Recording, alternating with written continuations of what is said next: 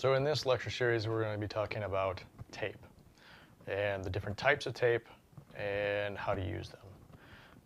Now, essentially, we're going to go through the types of tapes, and specifically the rigid tape, kinesiology tape, and biomechanical tape, potentially their functions, why to use them, how to apply them, and then what the contraindications to using these may be.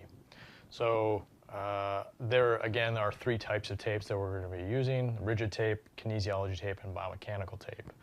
And each of these have certain characteristics that allows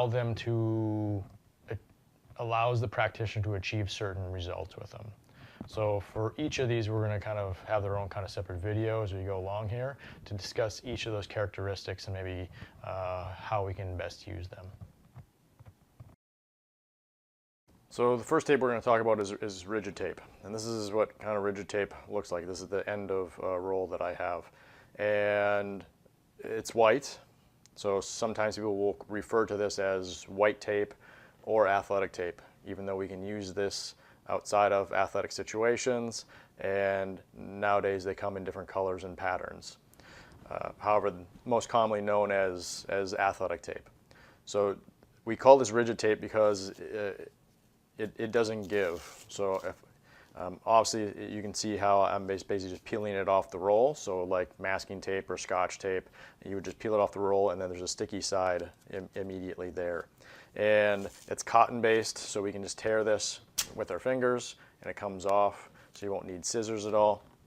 And again, as I pull on it, it doesn't stretch at all. So even when I do this, you can kind of hear that there's a bit of a hard end feel to it.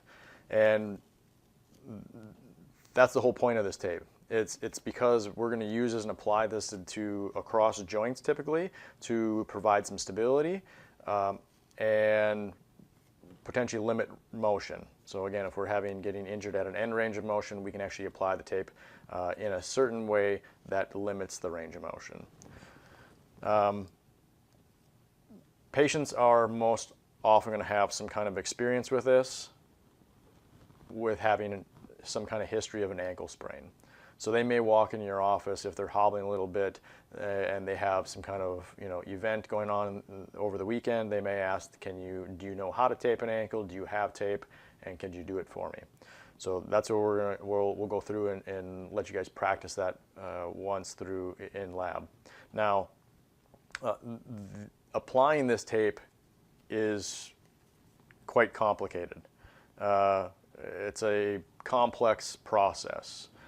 So typically, if we're going to be laying this on the skin, we want to put down some kind of sticky spray. So something that's going to allow the tape to adhere to the skin better, because it provides better stability if it doesn't move. And then two, if it does start to move, then it can cause hot spots or areas of friction and cause some blistering on the patient. And typically when people kind of put tape on, if they don't have that kind of spray on, once they start to warm up and get a little sweaty, then the tape has a tendency to slide. So we're going to want to put some kind of spray on the skin, and then we're going to apply some kind of base layer, and we call this typically pre-wrap. It's kind of like a foam type tape, if you really want to call it, but it's not sticky. And then we're going to apply that to the skin. And again, that's a base layer, so we're going to create any kind of hot spots on the skin. And then from there, we might actually decide to put some kind of padding, additional padding. We call it kind of heel and lace pads for the ankle, where we're going to apply it around the Achilles and on the kind of the top of the midfoot where the laces are, because those are areas of common irritation. So we can provide a little bit of padding in addition to just the base layer or the pre-wrap. Now, once you have all that stuff in place, then you're going to start applying the tape, and you're going to apply the tape in kind of a crisscrossing kind of pattern, back and forth, alternating between one direction and another direction. And you're going to slightly start to overlap. Every time you repeat a pattern, you're going to overlap the tape by half. And as you go through this pattern back and forth, eventually the entire ankle or foot or area that you're taping is going to be covered in tape, which is how it provides its stability. And we often refer to that pattern that we're going to use as a basket weave pattern.